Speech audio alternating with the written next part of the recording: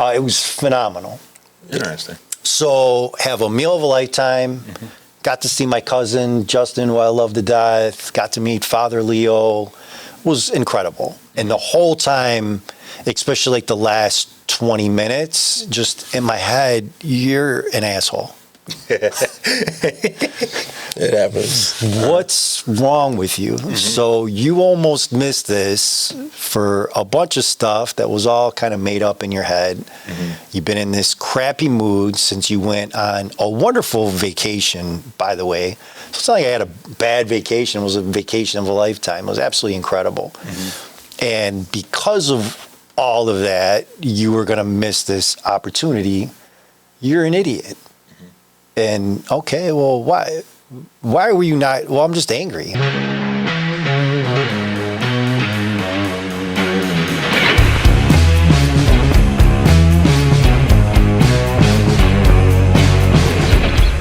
Welcome to the Lionz Den, episode 25. Again, my name's Eddy.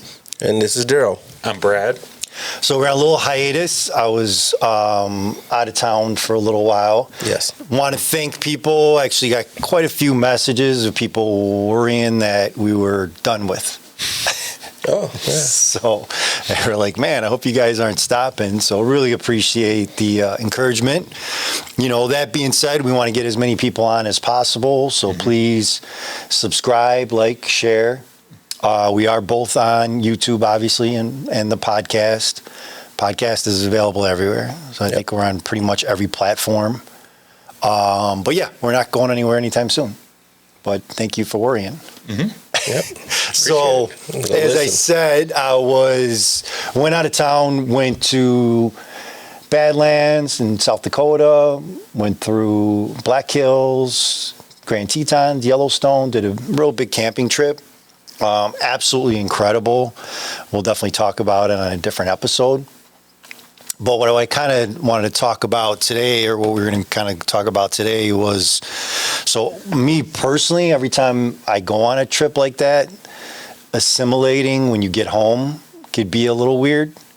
And it kind of manifests itself in a bunch of different ways. Yes. Sometimes, like last year I came home, went to Colorado last year, same type of thing, a camping trip, and was a little depressed for a while. It took like a good week or two to kind of shake it off, because every time I looked around, I was seeing mountains that weren't there, and I was like, what am I doing here? This time, and maybe because just kind of what's going on in life, it kind of manifested itself in when I got home, I was just having a hard time kind of assimilating into everything. And then that kind of led to frustration, and the frustration turned into aggravation turned into anger. So yeah, that's the sequence. So, that being said, and frustration was, we're at a funky time, and we're all kind of in the same boat. I mean, you definitely have a burst right now, and it slows down, for Daryl, myself, and Alex. We're really at one of our funkiest months of the entire year. Yeah, we were just talking about that. And with that, there's frustration, because it comes from above and trickles down to you, and you obviously always want to do better, and what can I do, what are we not doing, and you start kind of micro-managing everything, looking through everything through super focused, aggravating everybody, including yourself.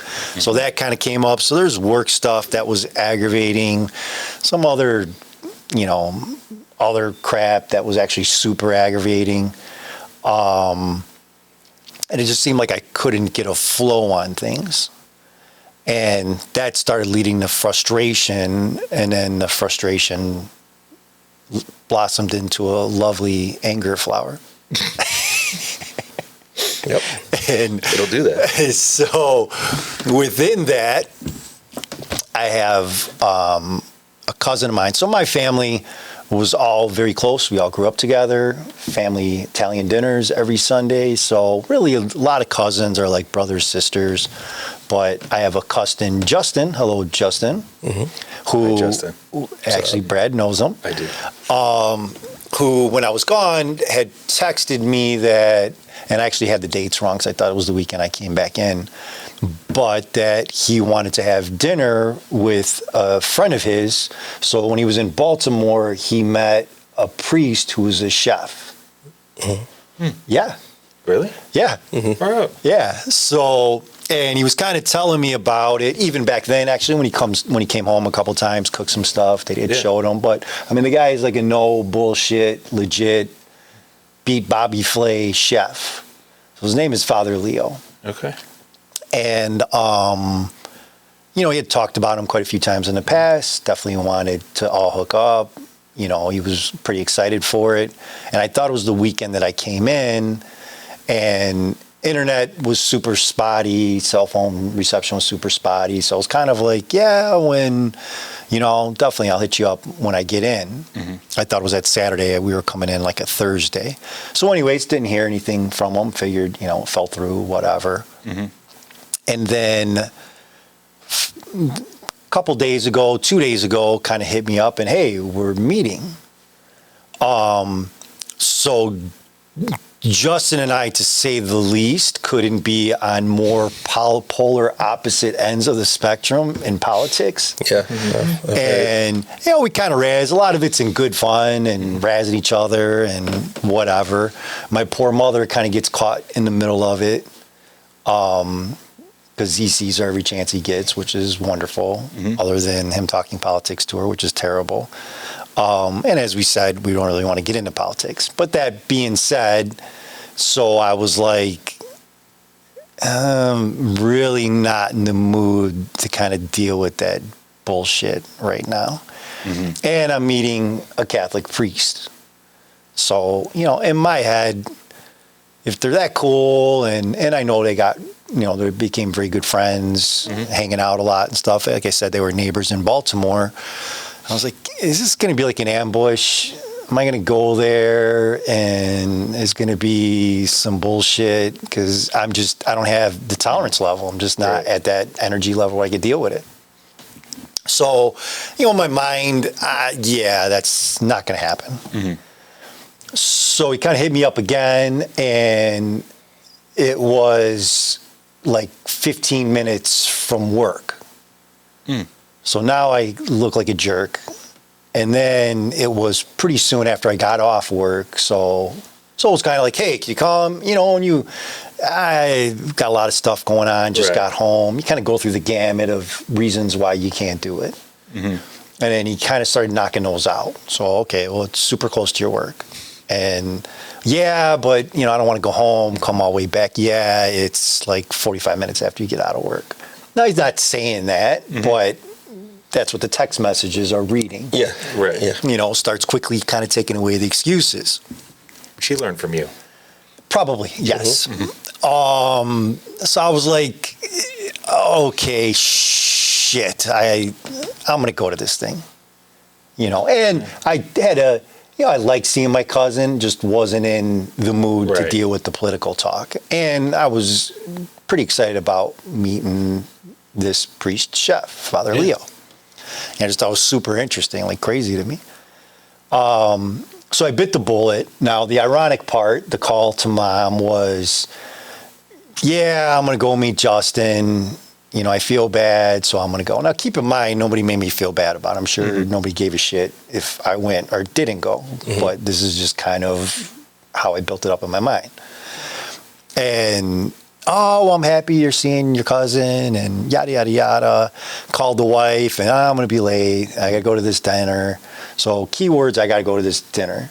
Right. And again, nobody made me do anything. Yeah, I got it. So I meet them. It was at a wonderful restaurant in Hinsdale, Illinois. The name of the place is Bistro Prime. Yeah. And Hinsdale is actually, if you ever get a chance, super cool town, really nice, a lot of cool things there. Yeah, beautiful downtown area. Definitely. So, and I used to go there quite a bit some time back and really enjoyed it. And it actually got a lot nicer, really, since I've been. So as soon as I kind of pull up to the downtown area, asshole is already kind of going through your head. You're just kind of vibing off it. You know, like, really, dude? this is nice. This is cool. You know, you're probably going to enjoy this. Right.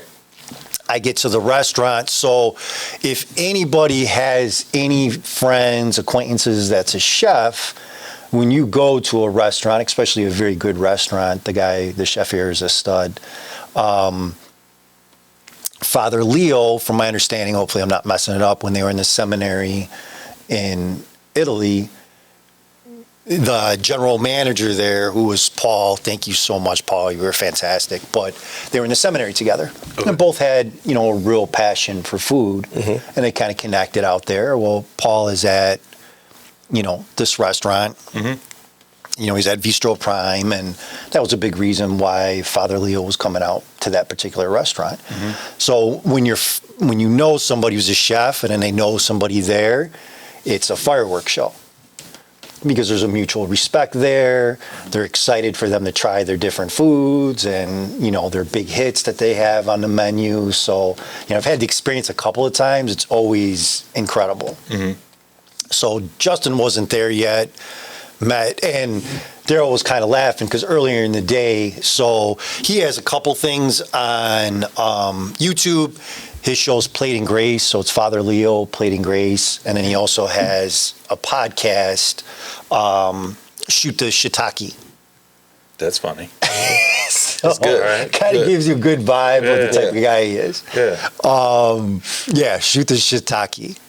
Catholic priest, shiitake. All right. Yeah. So it's a delicious mushroom. Exactly. Tells you a lot about the guy. So that kind of eased me up a little bit, where I didn't feel like I was walking into an ambush, or, the conversation really wasn't going to go that way. He seemed, very level-minded, very open-minded, obviously has a sense of humor. So I met him right away. He was very warm, kind, super nice. Met Paul right away, and they had like homemade Cheez-Its. Okay. Yeah. And I was like, cool. Justin got there. We all just started BSing. And it's been a long time since since I moved out of the city, that I've had that kind of restaurant experience. Yeah. And it just kind of started. So, it was delicious chicken wings, bone marrow, which I've never had in my life. Tastes like butter. Wow. I thought it'd be disgusting. It was fantastic. So I'm somebody, if I'm with somebody that knows what they're doing, I'm going to trust their opinion. Yeah. Even if it's something I normally don't like, if they say it's great, I'm going to try it. That way I could say, hey, that was great, or, oh, that was terrible. Right. That led into lobster, filet, mushrooms, which I normally hate, was fantastic. I didn't want to ruin what they did with the onions and try to explain it, but it was just a meal of a lifetime. Yeah. It was fantastic, absolutely fantastic. Conversation was great. The company was great. Atmosphere was great. Paul was fantastic, kept coming by the table and explaining different things to me. If you ever do go there, and again, the name of the place was Visto Prime, they have soft serve ice cream. So when Paul was talking about it, because we kept asking his recommendations, like, he mentioned that, and also the waitress mentioned that. To me, soft serve ice cream is soft serve ice cream. Yeah, simple vanilla, enough. Right. Tasty is what it is. Comes out of a machine. Well, and I don't want to say it does, because it was sorcery. So a witch made it. I'm absolutely convinced. It was that good. It was ridiculous. Like I get you add chocolate fudge to vanilla ice cream, delicious, caramel. I mean, there's all kinds of things, little sprinkle things that people put some nuts on there. I mean, a sundae's delicious. I get it. This had nothing. It's just ice cream. It was just ice cream. Really? There was like a little something. There was a slight color in it, but it looked like vanilla ice cream, and it tasted like heaven. My only concern is I'm convinced a witch made it, because how do you make vanilla ice cream so delicious? And I want to say it was infused with peach. That might have been it, yeah. It was phenomenal. Interesting. So have a meal of a lifetime. Got to see my cousin, Justin, who I love to death. Got to meet Father Leo. Was incredible. And the whole time, especially like the last 20 minutes, just in my head, you're an asshole. It happens. What's wrong with you? So you almost missed this for a bunch of stuff that was all kind of made up in your head. You've been in this crappy mood since you went on a wonderful vacation, by the way. So it's not like I had a bad vacation. It was a vacation of a lifetime. It was absolutely incredible. And because of all of that, you were going to miss this opportunity. You're an idiot. And okay, well, why were you not? Well, I'm just angry. I'm just kind of pissed off. Things aren't going the way I want them to go. I feel like I want to choke people on the regular. And I wanted to go home and be angry. You know, maybe punch a pillow or really what I've been Just wanting. do something. Yeah. Do something that's going to take my mind off that I want to choke people right now. Which has been Alone, by the way. If anybody hasn't seen it, check it out. Fantastic, funny, entertaining. But yeah, I just wanted to veg out, watch Alone. You know, maybe start the list. Like, what movie was it? Was it Billy Madison where he had the hit list? Yeah. Start my list of who I'm going to pop next. Visualize in my mind of choking the people that are making me crazy. And I would hope that at this time, I would know that it never leads anywhere. So when I look back in my life, the times I've been angry have not been wonderful. So I don't look back in nostalgia like, oh my God, you know, when you wanted to hurt everybody, that was a wonderful time in your life. Nobody says that. Like, remember that time I was mad as hell? That was great. Yeah. Let's go back to that. Right. Like, nobody says wonderful. that. Yeah, that's not a real thing. And, you know, especially in our modern times, it's amazing how much we're kind of stuck there. Yeah. It just seems like the general populace is stuck and pissed. Like, everybody is so mad. I think a lot of times it's you have to realize that you're mad, pissed, or angry. Because I think I've noticed a lot of people are stuck there, and it's just their everyday. It becomes the norm. And it's their norm. So they don't even know that they're mad. Remember I told you about my aunt? I have an aunt that's like that. She's just mad and negative all the time to the point to where she doesn't recognize Does she listen to this? I want her to. I have several aunts, but if she listens to it, she's gonna be like, he's talking about me. You figure out which one you are. All the other aunts will know who it is. So. But I use her as an example because I've seen it to where you've been so negative and so angry so long that that's your norm, and it's hard to break that because now being happy and being positive is foreign. It's like, ooh, what is that? Yeah, look at him over there smiling. I don't like that, you know? So you have to, it's hard to break that, but it starts with recognizing it like you did. Definitely. And I mean, I think it's a very good point because you're right. It does kind of become second nature where you're really not even realizing that you're so negative. Because I mean, with anger comes negativity, of course. Super bad vibes, really bad, you know. It's what you manifest. You know, if you're walking in this cloud of anger and just, you know, just kind of building it. It's like that snowball. It just kind of keeps building, and you're building that anger, and the snowball gets bigger and bigger, and you're in your head, you're just rolling that snowball bigger and bigger. You start to do it day in and day out, like you just become angry and definitely. And yes, I know when I was going through some of my dark times, I was also it was when I was a process server. So, and I remember that. Yeah, I remember just being mad at the world and able, like, not phased by ruining people's day, you know. Yeah. Like, Well, imagine that. Like, you have a job where nobody wants to see you. Yeah, it's 100%. You know, Yeah, it was. Can't feel great. There was no. Yeah. You know, people spent most of their days avoiding me. Yeah. You know, and I was, you know, and I knew, but I was in this dark, horrible, angry place, mad at everybody. And I did that job real well then, and it's because it's what I manifested. right. That's why, and it took kind of, you know, an eye-opening, you know, kind of, okay, I need to break this cycle and get out of it. But And I think it was a great example because I remember very specifically talking to you about it because it just didn't jive.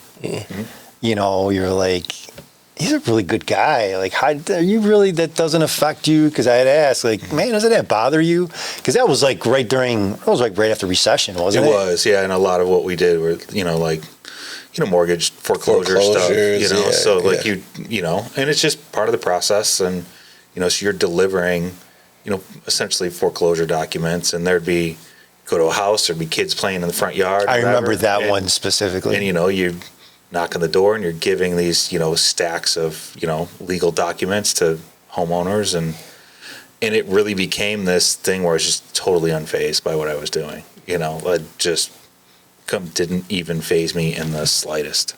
So. No, and I remember that. And I think that's, to both your points, I think it's a big thing with anger is you become really good at rationalizing it. Because I remember talking to you about it, and it was like, well, hey, it's not my fault. They're not paying their mortgage. I'm just doing my job. If it's not me doing it, it's going to be somebody else doing it. And, we're all kind of guilty of that. Yeah, that's the common rationalization for anything like that. Anything you're uncomfortable doing, you're like, oh, I'm not really the person that's doing it. I'm just a middleman. Everybody said that, Yep. What's the guy that, like the guy who used to like swing the blade when they would decapitate people? What was his title? He had a title. Executioner, but it was something else I was thinking of. But yeah, he feels like that. Oh, for sure. I'm not the one doing it. I'm doing it. I saw one interviewed actually. Yeah, I'm doing it, but I'm not really. Right. I didn't sit. Yeah, it's my job. Yeah. Exactly. Yeah. Definitely. Yeah. I mean, it really becomes that rationalization of, like you said, it's not my fault, which, by the way, isn't inaccurate. Right. But at the same time, what are the effects of you choosing to be that guy? What manifests from that, let alone vibes and energy you're putting out. And to kind of Brad's point is, what I've always found is that when I manifest anger, it finds a place. So you'll meet a lot of people that are more than happy to get punched in the face because, you're angry. Yeah. Manifestation is real. No doubt about it. If I try to spend the majority of my time being positive. I try very hard. Sometimes you don't, but that's how I kind of help myself get back to it, because I know manifestation is real. So if I'm spending time being negative, it has to go somewhere and then eventually make its way back to me. So, right. No, definitely. And I mean, to that point, I've had enough experiences in my life where it just never went well. No. So you would think through numerous times of experiencing that, you just kind of brush it off. But it's that rationalization that really gets you, because you're just like, well, and I think what's kind of funny, the older I get, the more that builds. Because I don't want to be angry. I don't want to hit anybody. I don't want to hurt anybody. So why are you pushing me, and why are you making me, and leave me the hell alone? And then it kind of becomes almost like a gauge of it just keeps getting hotter and hotter, like a kettle. Yeah. And then when you explode, you're like, I told you that this was going to happen. I told you to leave me alone. Told you to stay away from me. You had this coming. You have that justification. And this conversation really isn't about, is it justified or not? It's what's the manifestation of that? Where is that putting you in your life? Are you happier because you're angry and hate the world? And I've never met that person. No, I had a conversation recently with somebody that has known me for quite a while, and it kind of said, like, you're much calmer now, and really a lot of it, I think, stems from my work. I'm a plumber by trade, and things don't go well, usually. So early on in my career, you work on something, it goes sideways, you get angry. I got this to do, I got this, I got other jobs to get to. You get frustrated, you rush your work, and it doesn't go well. And then you're even more angry. I've kind of learned now, shit happens. Right. You take a breath, you step away, you come back, you figure out a solution, you get it fixed, you go on to the next thing.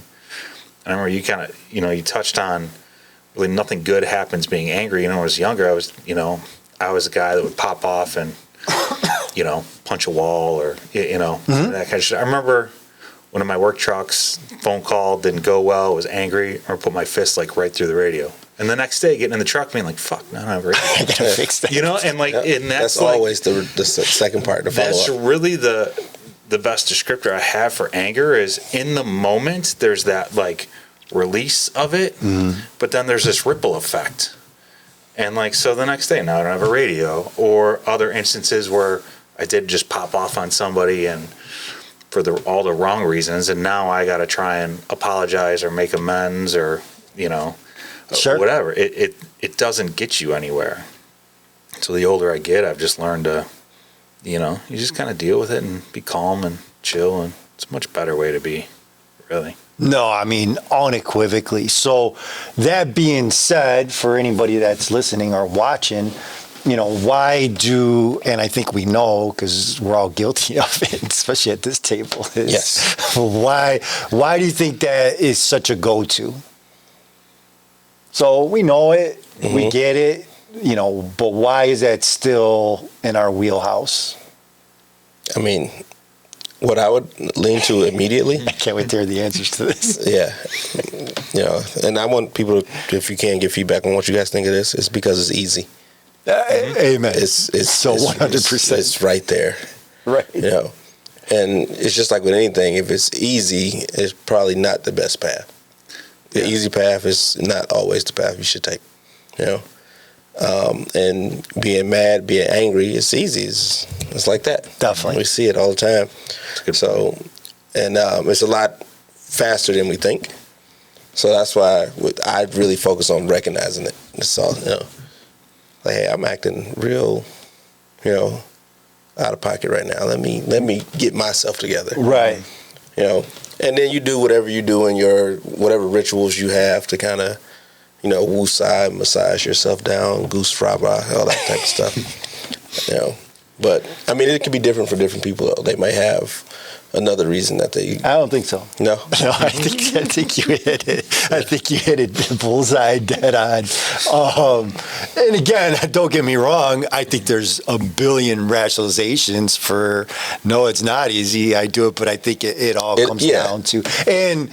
To extrapolate on that, not just easy as far as like it's easy to get there, the manifestations of it are easy. So, I mean, we've all been physical, we've all been violent in our life. So, I mean, I know we've talked about it in the past. There are many times that I've said, hey, please don't do that. I really like you to do this. And, hey, please leave the club or whatever. Hey, guys, it's late. I know you're having a good time. You got to go. And you build to where you take them by their throat and throw them out. Yeah. So easy. That's super easy. That's way easy. Works great. Very effective. The repercussions of that are the come down from that. Or, I mean, especially physically, could be worse. I mean, there's many people that entered fights with fists and didn't leave because somebody pulled a gun, knife. It God escalates forbid, to something else. Right. Yeah. Or even, I don't want to say this day and age, but one, you could seriously hurt somebody. That too. Yes.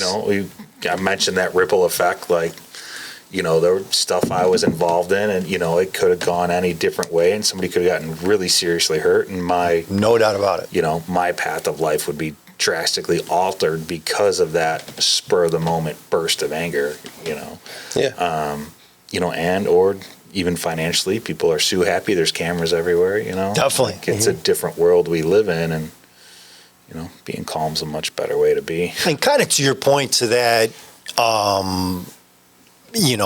Today's day and age, I mean, I've seen a lot of fights, been in a lot of fights, people got knocked out, life moved on, everything was okay or get hurt. Yeah. You're right. And I don't know if it's just because maybe it was happening, it wasn't get recorded. I don't know if today's generation has soft jaws or what, but it seems like when I catch something on video, somebody got hit in the mouth, knocked out, whacked their head on a curb and are dead. Right. And it like happens constantly. Right. Or hit their head on the cement and they're dead, or disabled, or God forbid. I mean, all kinds of horrible things. And you're right, it just seems to happen a lot. Right. Yeah, I've noticed that too, and I think it's a combination of all of that. I think we have cameras now for everything. Society has created a sue happy society. I mean, people sue for everything and every day, whether they know they were done wrong or not. The answer is immediately to sue. And then we have developed a little bit of a soft jaw because physicality has become taboo. Yeah, you're right. That's just a natural thing to what happens. In my bouncing days, I remember I threw a guy out, belligerent, drunk, didn't want to leave. And in the course of that, I actually knocked out one of his friends just moving him. So I didn't hit this guy or anything. Right. I grabbed him and was moving him towards the door, and I guess bumped into his friend, and he fell back and hit his head and was out cold. And in the moment, I'm still doing what I have to do. And then I had to come back and pick him up and wake him up. And he was all glazed over. And I'm like, man, you just fell down. But he really was like, he wasn't pretending. No. Right. He was out. And now that could have had alcohol as a additional effect in that. But still, I'm like, I'm just moving at my normal pace and normal speed. And this guy, was injured. So you do, like, thinking back, could I have been a little Gentler? Maybe.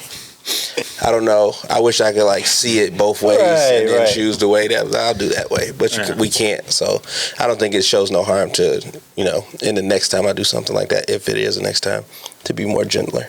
No, definitely. And like I said, I get it. I mean, we've all been here. I understand why that's the button you push, and I understand. I mean, I think we could all say there's plenty of things I've done in anger. Doesn't keep me up at night where I'm like, oh my God, that was so terrible. Why'd I do that? But even within that, there's still a price to pay for that. Yeah. I mean, you're a soldier. You've been through it. I mean, that's legitimate, needs to be done, completely righteous. You have to look out for yourself. You have to look out for each other. And I mean, from post-traumatic stress, that shit's legit. That I was just about to say, a lot of times that is the price. Not even a lot. Majority of the time, that's the price. If somebody doesn't come back with any kind of physical injuries or stuff like that, they have a lot of PTSD. I got a lot of friends and stuff who we talk about that all the time. And the way we process things, and it's not the same. We're not just like, oh yeah, I'm like that too. There's a lot of different things, and we kind of just bounce it off each other to see, and then we talk it through. And it's just very common because we do have a certain amount of stress that we can handle, and it's different for every person. But it's like the biggest part or the hardest thing to deal with is that short time stress. So a lot of stress in a really, really short period, we're not really equipped to handle that. So we compartmentalize it. We'll handle the immediate part of it in the moment that we have to focus on.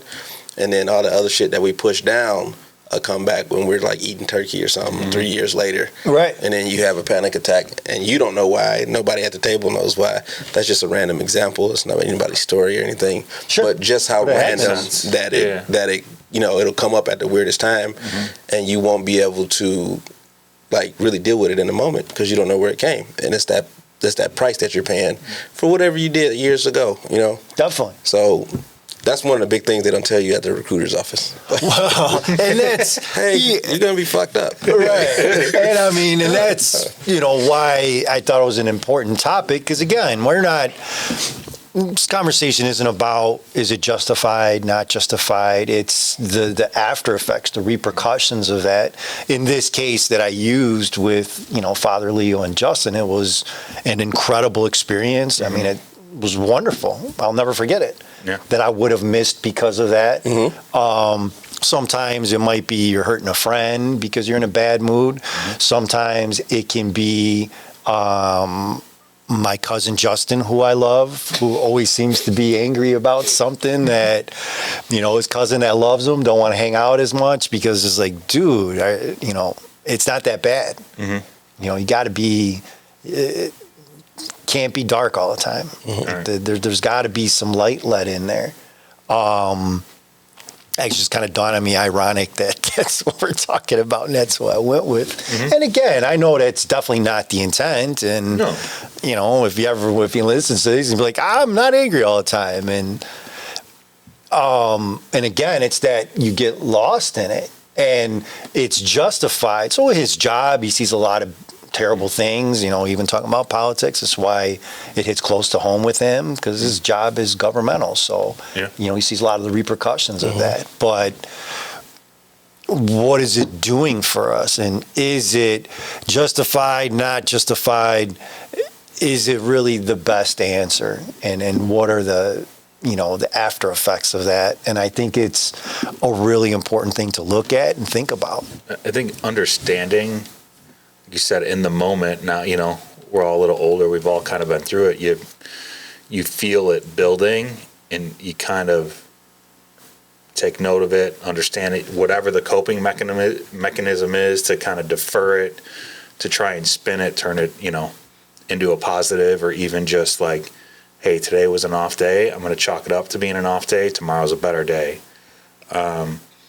When you don't do that stuff and the anger just builds, or you push it away and don't acknowledge it, that's when, you know, second time, third time, kind of like what you were saying, your Thanksgiving dinner and all that stuff you pushed away that you didn't deal with, right? It all just comes out. You choke grandma out at Thanksgiving. You know? You're like, what the hell? Obviously. Everybody's all confused and stuff. Yeah. I mean, it really is. I mean, anger is parasitic. I mean, it's one of those things that lives in you, feeds on you. You don't even know it's there. You might not even be aware that it's going on, and it's just kind of eating you alive from the inside out, tearing you apart. I will say, when I was going through that really dark time, and you know, I was just constantly angry. I would go to church because it was almost like this break from it. You know, like especially the church that I go to, it's like uplifting and bright, and you know, poppy, the music and stuff, you know, and it was like this, you just felt airy and better, you know. So if you are in a really, really dark place, and there is something, you said, TV show, or if there's something that gives you distraction from it, like, do it, take advantage of it, you know. Definitely. Fight yourself to say no. To not say no, excuse me. Fight yourself from saying no, because that's what we were talking about with Eddy. Telling yourself that was a golden thing in that. You're right. Why you couldn't. You're right. Why you couldn't go, and you have to like combat that and just get out of the box that you want to be in. Absolutely. That's that little box of anger, and you know. It's really hard to climb out of that, but you did, and look, it was a great, you know. No, and I mean, you're 100% right. I mean, that's definitely the takeaway, is bringing yourself to not say no. Hey, I'm ticked off right now. I'm not in a good mood. You know, even if it's great friends. I mean, there's been plenty of times where people that I am super happy to see, just it's not the time. I'm pissed off, not in the right mindset. I'm angry. One, I don't want to bring that around other people. And you miss opportunities. And on top of that, that happened to be an experience that snapped me out of it right away. One, I was humiliated. So I'm like, you're an ass. I can't believe you almost missed this. It was eye-opening. All the preconceived notions I had was, is this going to end up turning into, you know, a political conversation that I have no interest political intervention. Right. Strap you to a chair. Yeah, right. And which was never even discussed. I mean, it was discussed for a millisecond. You know, all those preconceived notions ended up being like, all right, well, so all this shit you made up in your head, none of it was there. It was a polar opposite. It was a fantastic experience. It was great meeting Father Leo. It was wonderful seeing, you know, my cousin Justin. The food was phenomenal. The atmosphere was phenomenal. Met that general manager, Paul, was such a class act. Super helpful, super, you know, for me, it's a big turn on for me when people know their shit. So I love that. So when I go somewhere and they can tell you, and it doesn't matter if it's making guitars, if it's making food, if it's a mechanic and they could really get into why this is the way it is, I love that. So it ended up being a really inspiring experience that I almost missed because of this parasite of anger being in me. And when I left it, humbling, a little humiliating, like, you know, you're an idiot. I can't believe you almost missed that. And then also kind of made me reflect, all right, so what are you so angry about? And in any of this stuff, anything that you haven't been through a million times before and end up on the good end of it, you're going to make it through it. None of it's going to be the end of the world. Is it really worth putting all that energy in? Because what would you have missed if that kept you from this experience? Yeah. How many other times has that happened? I think it's happened a lot of times for people. I think God doesn't want you to be angry. Amen. That's actually the whole point. Yeah, because I'm thinking about it in the conversation, and every time I've been like angry or in a shitty mood, there's always been somebody inviting me somewhere. If you think about every time, so if I was angry for a week about something, I got somebody like, "Hey man, we should let's go to Florida." And I'm like, "Nah, Florida's stupid. I love Florida," but I'm like, "Nah, it's hot, it's humid, it's always nice. You know, I can do whatever I want. Like, no, I'm not going. No reasons to not go. You're just angry. Yeah, they put Disney World there. I'm not going. But every time, like, it's been, if I was in a funky mood, it'd be whether it's my sisters, my brother, friends, somebody invites me somewhere. And I try to find those reasons to not go. And sometimes I will. I'll just stay in my little funky mood. Right. And there's been other times where I'll go and then I'll, enjoy myself. But this is the first time I'm thinking about, like, pretty much all the times I was angry I can think of that I remember. And the fact that somebody did try to get me out of it, and I took that and thought, like, God doesn't want us to be angry. He doesn't know. No, and like I said, God does not want us to be angry. And that's kind of the whole moral of all of it, even with everything with Lionz Den. That is our creator. That's our DNA. That's our guy that fixed the computer and made us who we are. Yeah. And that is to the point that I think when you're really going against your nature, and those are the repercussions of that. Is you're just not happy. You're just not in a place that you're meant to be. I agree. So great to be back. Great to be having conversations again. Cannot thank my cousin Justin for inviting me. It was such a great experience. Father Leo, was wonderful meeting you again. Check out Plating Grace on YouTube or Shoot the Shiitake, his podcast. Great title. Awesome. Vistro Prime in Hinsdale. Absolutely fantastic. I can guarantee you it'll be an experience of a lifetime. Paul, thank you for your generosity, your kindness. Everybody keep tuning in. And again, just really self-reflect. Am I angry? Why am I angry? And what is it going to get me? I think it's an important thing to ask yourself. It's a 5-second question. For sure. Feeling mad, and it can change everything, really. Definitely. Thank you, everybody, for tuning in. All right, thank you.